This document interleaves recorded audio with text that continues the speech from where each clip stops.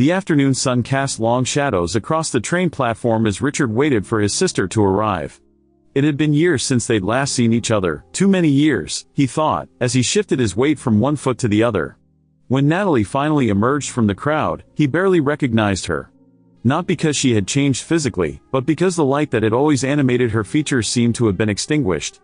Her smile, when it came, was forced and fragile. They embraced awkwardly, the way people do when time has created an unfamiliar distance between them. Richard held her at arm's length and studied her face, noting the dark circles under her eyes, the tightness around her mouth. Something was wrong, and as they walked together toward the parking area, he gently coaxed the truth from her. A relationship had ended badly, she admitted, her voice barely above a whisper. The man she had loved, or thought she loved, had broken her heart so thoroughly that she wasn't sure how to put the pieces back together.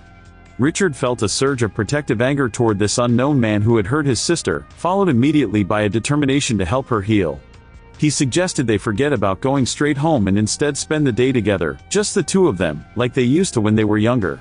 Natalie hesitated, then nodded, grateful for the distraction. They wandered through the city without any particular destination in mind, stopping at small cafes for coffee, browsing through bookshops, sitting on park benches and watching the world pass by.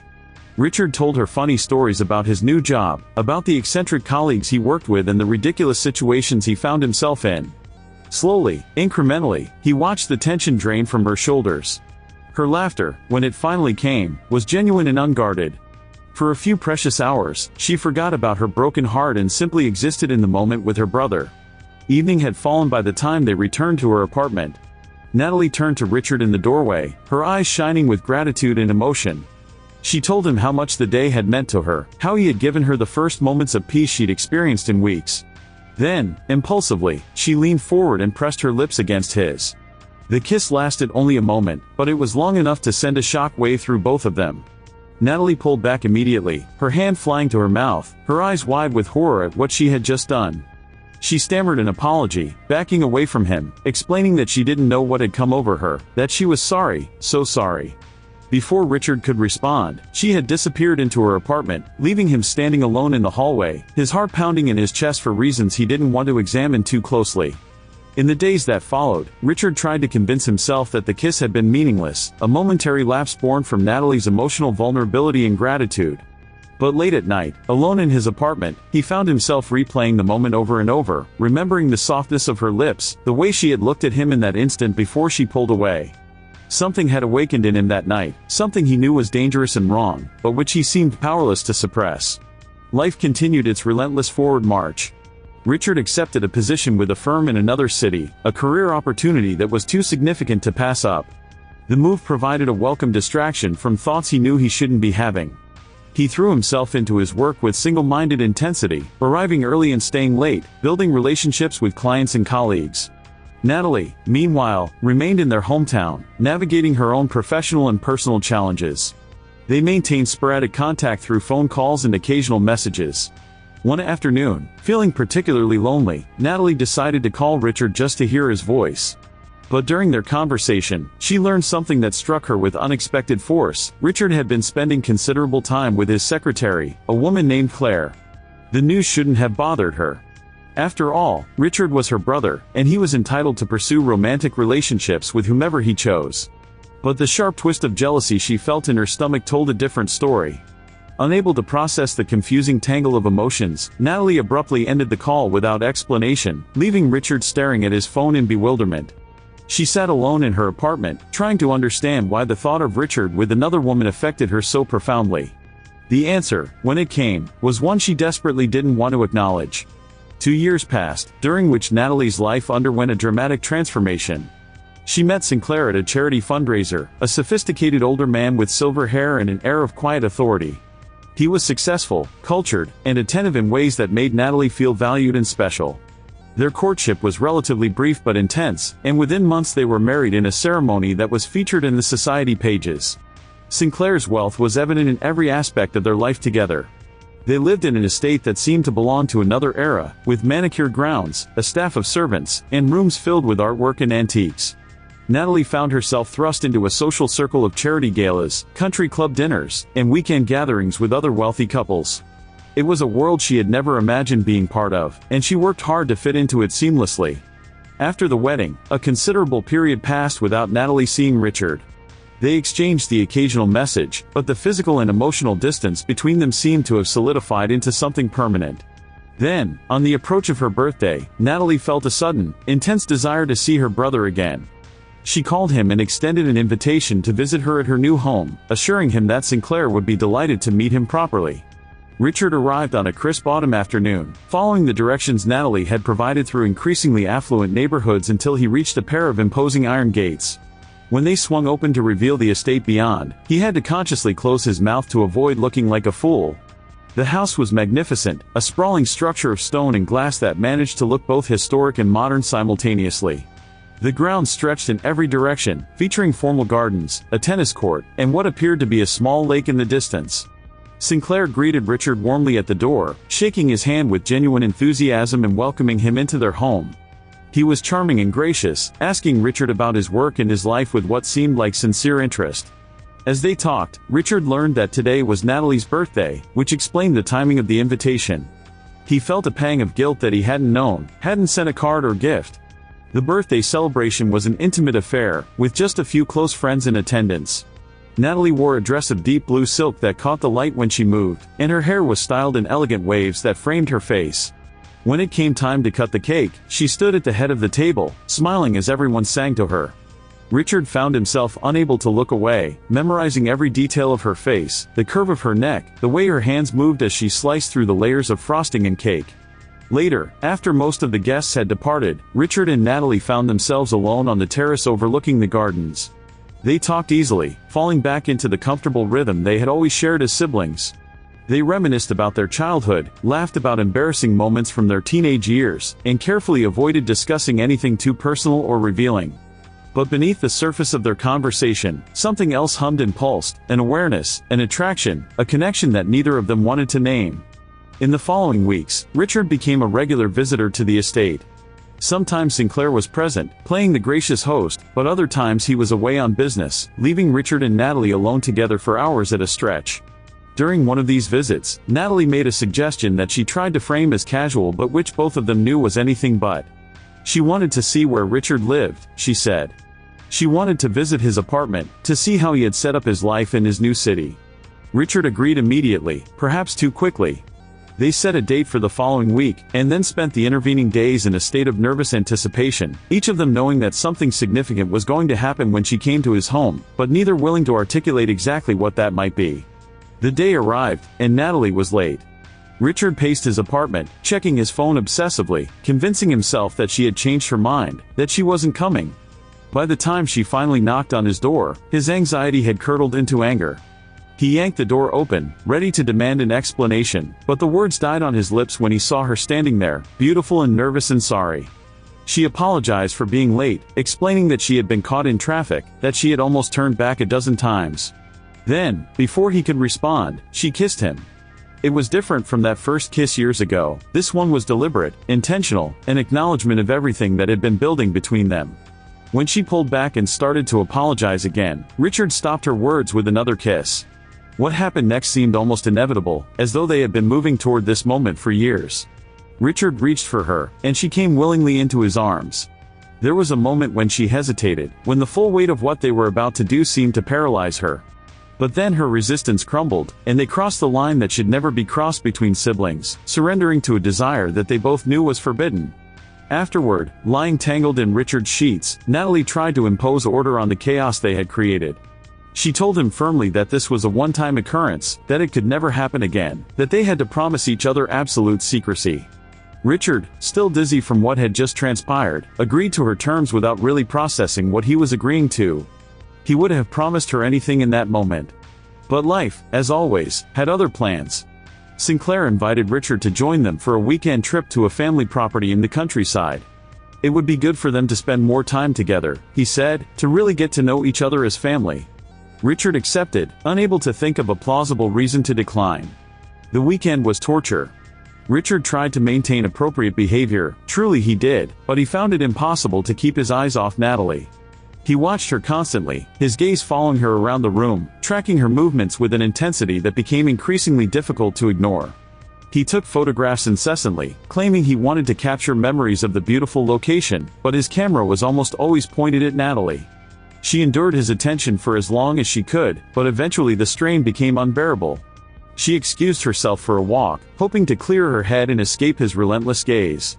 Richard, of course, followed her, catching up with her on a tree-lined path far enough from the house that they could talk without being overheard. Natalie turned on him with barely suppressed fury. What were they doing? She demanded. This was insane, impossible, wrong in every conceivable way. They had to stop, had to end this before they destroyed themselves and everyone around them. Richard listened to her words, but all he could think about was touching her again, holding her, losing himself in her the way he had in his apartment. He told her he couldn't stop thinking about her, that memories of their time together consumed him day and night. Natalie's resolve began to waver. She looked around, making sure they were truly alone, then told him that Sinclair owned a guest house on the property, a private cottage tucked away in the woods where no one would disturb them. They could go there, she said, and talk properly, figure out what to do. Richard's heart leapt at the suggestion, reading invitation in what Natalie framed as practicality. To make the rendezvous possible, Natalie lied to her husband, telling him she had business obligations that would require her to travel out of town for several days. Sinclair accepted her explanation without question, trusting completely in his wife's honesty. He kissed her goodbye and wished her success with her business dealings, never suspecting that she was planning to spend those days with another man.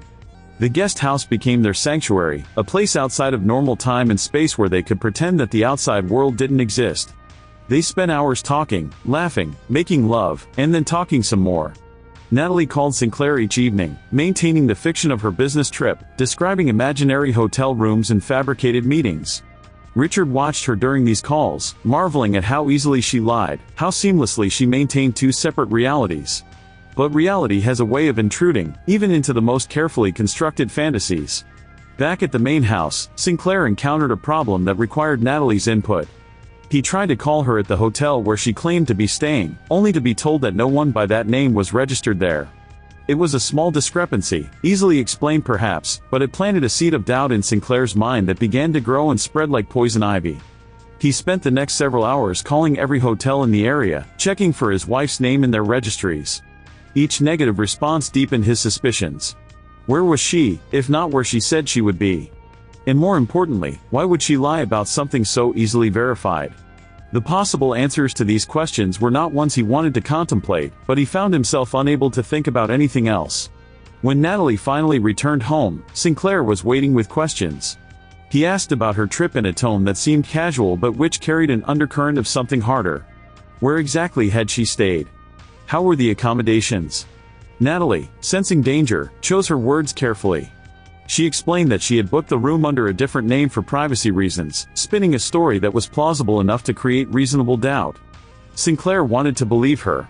He loved his wife and desperately hoped there was an innocent explanation for the discrepancy. But the doubt, once planted, proved difficult to uproot completely. He watched Natalie more carefully after that, looking for other signs that something wasn't right. Meanwhile, Natalie told Richard that their affair had to end. The risks were too great, the stakes too high. She suggested that he redirect his affections elsewhere, that he find someone appropriate to love. Richard, desperate to please her, attempted to follow her advice. He reached out to an ex-girlfriend, Claire, and they began seeing each other again. When Richard called to tell Natalie about this development, she was sitting next to Sinclair, unable to respond honestly. She kept her voice neutral, her face carefully blank, congratulating him on his new relationship before ending the call as quickly as possible. But later, alone in her room, she found herself staring at old photographs of Richard, tears streaming down her face. The jealousy she felt was overwhelming and irrational and undeniable. She arranged to meet him at a hotel under the pretense of saying a final goodbye. When she saw him, she tried once again to end things definitively, explaining that Sinclair was growing suspicious, that they couldn't risk meeting anymore. But even as she spoke these words, she was moving toward him, and before she could stop herself, she was kissing him one more time. Richard wrapped his arms around her, holding her close, and for a moment neither of them cared about consequences or morality or anything beyond the connection they felt. Unable to stay away, Richard eventually showed up at the estate unannounced. Natalie wasn't home, but Sinclair was there, and he invited Richard to join him for a boat ride on the lake. Out on the water, with nothing but sky and silence around them, Sinclair dropped his polished veneer and revealed his suspicions. He believed Natalie was having an affair, he told Richard. He had developed a plan to uncover the truth, though he declined to share the specifics. Richard felt sick with guilt and fear, sitting across from this man he was betraying, listening to him describe his pain and doubt. When they returned to shore, Natalie had arrived home, and Sinclair casually mentioned that they would soon be relocating to America permanently. The news hit Richard like a physical blow. America meant the end of any possibility of being with Natalie, the final severing of their impossible connection. He managed to arrange one more meeting with Natalie at a restaurant in the city.